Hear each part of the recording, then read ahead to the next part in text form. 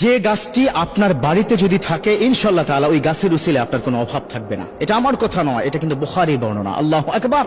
হযরত ওমর রাদিয়াল্লাহু তাআলা আনহু তিনি বললেন, বিশ্বনবী বলেছেন, তোমাদের ঘরে যদি, তোমাদের বাড়ির আঙ্গিনায় যদি অথবা বাগানে যদি এই গাছটি থাকে, তাহলে তোমাদের ঘর থেকে অভাব দূর করে দিবেন একজন, তিনি কে? রব্বুল আলামিন। তিনি অভাব দূর করে দিবেন।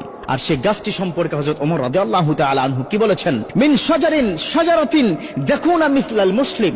এটা হচ্ছে সমস্ত গাছের মধ্যে মুসলিম গাছ।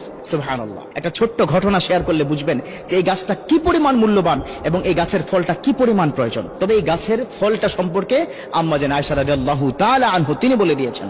আম্মাজান বলেছেন, যার ঘরে ওই গাছের ফল নেই তার ঘরে কোনো খাবারই নেই। বিশ্বনবী সাল্লাল্লাহু আলাইহি ওয়াসাল্লাম ওই গাছের ফলটি প্রতিনিয়ত খেতেন, কোনোদিন বাদ যায়নি যে তিনি খাননি, প্রচন্ড পরিমাণ তিনি পছন্দ করতেন। এবার লক্ষ্য করুন, আমার নবী সাল্লাল্লাহু আলাইহি ওয়াসাল্লাম যেই গাছের ফলটি পছন্দ করতেন সেটা আমাদের পছন্দ করার কি দরকার আছে না নাই? এটা গ্যারান্টি দিয়েছেন, এটা হচ্ছে মুসলিম গাছ।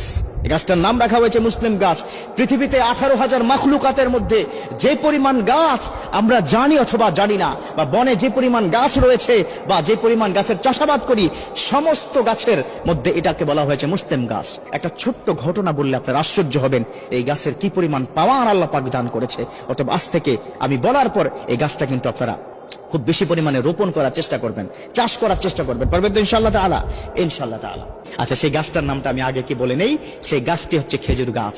বিশেষ করে আরবিয়ান কান্ট্রিতে প্রচুর পরিমাণ খেজুর বাগান রয়েছে এবং খেজুর গাছ সবচেয়ে ফেভারিট গাছ আরবের মধ্যে। জায়গায় জায়গায় খেজুর গাছ। তবে আলহামদুলিল্লাহ বর্তমানে বাংলাদেশে কিন্তু প্রচুর পরিমাণে খেজুর বাগান হচ্ছে। ওই খেজুর গাছ লাগানোর কিন্তু নতুন ফর্মুলা বাংলাদেশে শুরু হয়ে গেছে।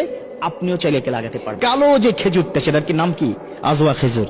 এই খেজুরটা রাখবেন, প্রত্যেকদিন সকালবেলা একটি করে হলো আজওয়া খেজুর খাবেন, তাহলে আপনার শরীরের অনেক রোগ বালাই থেকে আপনি হেফাজত থাকতে পারবেন। তাহলে আপনার বাড়িতে বা আপনার বাগানে, আপনার অধীনস্থ যে বাগানগুলো আছে মালিকানায়, সেখানে অন্তত একটি খেজুর গাছ লাগাবেন। পারবেন না ইনশাআল্লাহ তাআলা? এখন কিন্তু খুব ন্যাচারাল ফর্মুলা বাংলাদেশে শুরু করে দিয়েছে।